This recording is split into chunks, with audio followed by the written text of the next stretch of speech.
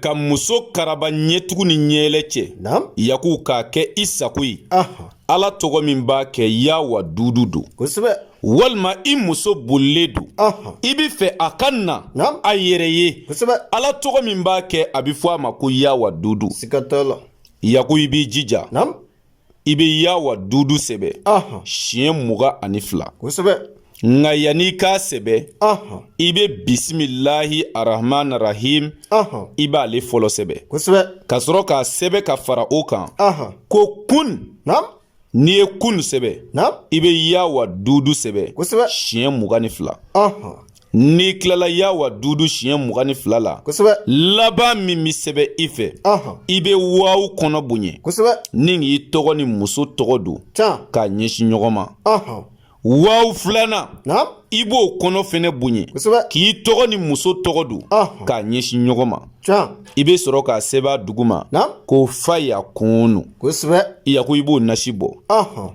n'i y'a nasi bɔ e ka timitimini dɔɔnin kɛ o nasi la Naam. ani parfum musuku kosɛbɛ i ka to k'o mun i farikolo la wallahi nkali na ala bonya na Naam. i y'o kɛ muso o muso la n'a ɲɛ bɛ to ka da i kan yaku a bɛ k'i fɛ Naam. fɛ dan na kosɛbɛ bilahi a ti kɛ maa gɛrɛ si fɛ n'i kelen tɛ siga tɛ n na a tɛ k'i janfa diɲɛ dugukolo kan bilen n'i y'a kɛ diɲɛ muso o muso la Naam. a i t'a kana tɛ nin na dɛ yaku i muso murutilen don Naam. nin k'a la dɔrɔn kosɛbɛ bilahi walima i bɔra muso dɔ nɔfɛ Naam. muso in bannen don e ka nin kɛ muso in ɲɛ ka to ka da i kan kosɛbɛ bilahi a bɛ k'i fɛ siga tɛ n na mɛ maa min ni muso ti ɲɔgɔn kan dun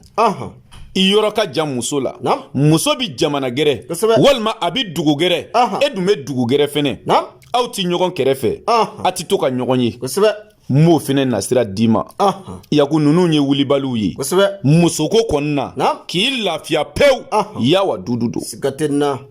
i y'a faamu yaku ni muso yɔrɔ ka jan Naam. walima i muso bolila kosɛbɛ i b'i fɛ a ka na walima muso yɔrɔ ka jan Naam. muso murutilen don furu ma i b'i fɛ a ka sɔn kosɛbɛ a ka kɛ i furumuso ye can yaku i bɛ nɛgɛwala ta n'i ye nɛgɛwala ta Naam. i bɛ yawa dudu sɛbɛn nɛgɛwala ka siɲɛ 1 pe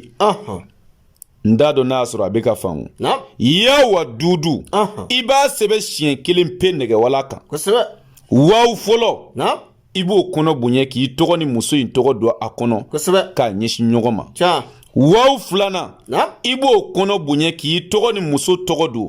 k'a ɲɛsin ɲɔgɔn ma kosɛbɛ yaku i bɛ nɛgɛwala in da tasuma kan Naam. ni ka kɔlɔsi ta k'i sigi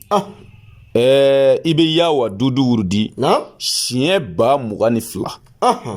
o ka nɔgɔ o kosɛbɛ yawa dudu yawa dudu yawa dudu yawa dudu i b'a wurudi siɲɛ 22 kosɛbɛ i y'o kɛ diɲɛ muso o muso kama yaku a bɛ diɲɛ yɔrɔ o yɔrɔ Naam. a bolibaatɔ bɛ n'i sɛgɛrɛ siga tɛ n na bilahi kosɛbɛ en tant que a sen 2 bi dugu ma n'i ye nin kɛ Naam. o muso kelen kama wallahi a bɛ diɲɛ cɛ bɛɛ to yen Can. a bolibaatɔ bɛ na e sɛgɛrɛ Kosɛbɛ. k'a sɔrɔ i m'a fɔ ko na siga tɛ n na ninnu ye wulibaliw ye an bɛ don min na i n'a fɔ bi Naam. yaku musoko problème ka ca kosɛbɛ o ye cɛya dan ye surtout Naam. an ka taamaden minnu bɛ jamana kɔ kan musoko kɛlen don k'u sɛgɛn kosɛbɛ musoko kɛla sababu ye Naam. ka dɔw ka baara tiɲɛ Can. musoko kɛla sababu ye ka dɔw ka pilasi tiɲɛ Kosɛbɛ. musoko kɛla sababu ye Naam. ka dɔw ka nafolo ban pewu can yaku musoko problème man ɲi kosɛbɛ ala k'an bɛɛ kisi a ma ami muso de bɛ se fɛn bɛɛ la wa u ka fɛlɛ ti dɔn ka ban kosɛbɛ muso de bɛ maaba kɛ maani ye wa muso de bɛ maani kɛ maaba ye Kosɛbɛ. muso can ni muso sɔnna Naam. bilahi diɲɛ b'i k'i fɛ Can. bɛɛ b'a fɔ i ka ɲi kosɛbɛ mɛ n'i muso banni na yaku hali n'i kɛla waliju ye Naam. mɔgɔw bi ban i la kosɛbɛ i miiri nabila ye nuhu ka kibaru la kɛ a muso ye min d'a kan mɔgɔw m'a dɔn wa Kosɛbɛ. nk'ale musow de tun b'a labila nabila ye nuhu kosɛbɛ o tuma an bɛ ala deli ala k'an kisi musow tɔɔrɔ ma ami yaku muso man ɲi kosɛbɛ ni cɛbakɔrɔ bɛ fɛ ka lafiya i bɛ muso ka problème bɛɛ bɔ i kun na can a mana min kɛ o kana digi la Kosɛbɛ. a mana min fɔ o kana digi la n'a taala a to yen Naam. n'o kɛla i kunkolo bɛ lafiya kosɛbɛ I y'a faamu o tuma an bɛ dugawu kɛ maa min mana ya wa dudu ta ka baara kɛ n'a ye ya Rabbi ala ka barika don a la amin ala k'o kɛ ala ya bonya kama sɔli ala rasuli n bɛ min fɔ an ka tunkarankew ye yaku u ka wari ɲini kosɛbɛ u ka wari ɲini ka musoko bɔ u kun na wari n'i y'a sɔrɔ musow b'i k'i fɛ kosɛbɛ n'i ye wari sɔrɔ musow b'i kanu n'i ye wari sɔrɔ yaku i bɛ musow sɔrɔ mais ni e taala taama na k'i bɛna wari ɲini na walima e taala damana la e bɛ ka mini min sɔrɔ i bɛ k'o bɛɛ tilan tilan sungurubaw la k'i mansaw to yen wari bɛ sɔrɔ wa ayi wari tɛ sɔrɔ dɛ ayi o la n bɛ min fɔ a ye yaku mɔgɔw ka baara kɛ ka wari ɲini u ka musoko bɔ u kunkolo la n'i ye wari sɔrɔ u bɛ k'i fɛ ka n'i ka ɲɛnamaya tiɲɛ muso kelen kama k'a banana ka n'i ka ɲɛnamaya tiɲɛ muso kelen kama k'a taala ka molo dan k'a ko a t'i fɛ k'a ko a t'i don n ka furu la yaku wari ɲini e ala n'i ye wari sɔrɔ a banna kuma in bɛ faamuya o tuma n bɛ jɛkaseere min da lamɛnbaaw ye maa caman bɛ yen bi yaku u mako bɛ nafolo la mais u t'a sababu dɔn baaraba in tɛ o ayi sababu de b'a la e bɛna don baara min na ko ni y'a kɛ n bɛ wari sɔrɔ dɔ y'o baara 120 kɛ o ma dɔrɔmɛ sɔrɔ a la maa joli joli taala damanda la yaku ma foyi sɔrɔ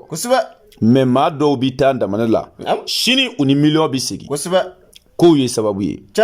o la sababu telima min bɛ yen sababu telima min bɛ yen ala ka kuranɛ kɔnɔ ni garibukɛ b'o di aw ma nafoloko sira kan hɛrɛ sɔrɔli telima sira kan yaku o de ye iza wakati ye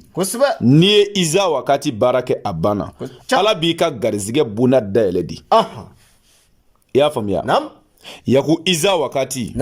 ale ye kuranɛ nafolo baara telima dɔ di n'i y'ale kɛ i bɛ nafolo sɔrɔ taa kana yɛrɛ t'a la ale baara an b'a kɛ mɔgɔw ye 30 de i bɛ diɲɛ jamana o jamana yaku i bɛ se ka 15 sara fɔlɔ i y'a faamu donc an'i ka sɛsɔngɔ 1800 donc an bɛ baara kɛ baara jaabi sɔrɔlen kɔ i b'i ka wari tɔ sara i bɛ diɲɛ jamana o jamana i bɛ dugu o dugu i bɛ quartier o quartier i bɛ se ka iza wakati baara kɛ baara ye 30 ye nka i bɛ 15 sara an'i ka sɛsɔngɔ 1800 an bɛ baara kɛ baara jaabi sɔrɔlen kɔ i b'i ka wari tɔ sara kuma in bɛ faamuya yaku nafolo baara min don ala tɔgɔ jɛlen don kuranɛ jɛlen don nɔgɔ t'a la conséquence t'a la n'i y'a baara kɛ ala bi sɔn sababu bi na i bi nafolo sɔrɔ cɛ caman ye nin baara kɛ yan dɛsɛbaatɔ caman y'a kɛ yan yaku bololankolo caman y'a kɛ yala n bɛ dugawu kɛ lamɛnbaaw ye maa minnu ka sababu bɛ ne bolo ya Rabbi ala k'olu ɲɛsin ne ma ala k'o kɛ ala ya bonya kama kira kanu kosɔn sɔli ala rasuli ka tila k'a ɲini kanubagaw fɛ yaku an bɔra ka fayida min bila nin ni o ye ya wa dudu ye u k'a jɛnsɛn diɲɛ bɛɛ k'a sɔrɔ yala mɔgɔw mako bi nin n'a ɲɔgɔnw de la caman muso murutilen don caman tɛ ka sunɔgɔ musoko hami fɛ maa caman bɛ yen olu tɛ ka se ka t'u ka service la musoko hami fɛ o de la n y'a f'i ye n ko musow ye dɔw ka baara tiɲɛ musow ye dɔw ka nafolo tiɲɛ an bɛ ala deli ala k'an kisi muso tɔɔrɔ ma ala k'o kɛ ala ya bonya kama sɔli ala rasuli yaku nin cogo kelen fɛnɛ don ni muso min cɛ murutilen don a ma o fɛnɛ bɛ se k'a kɛ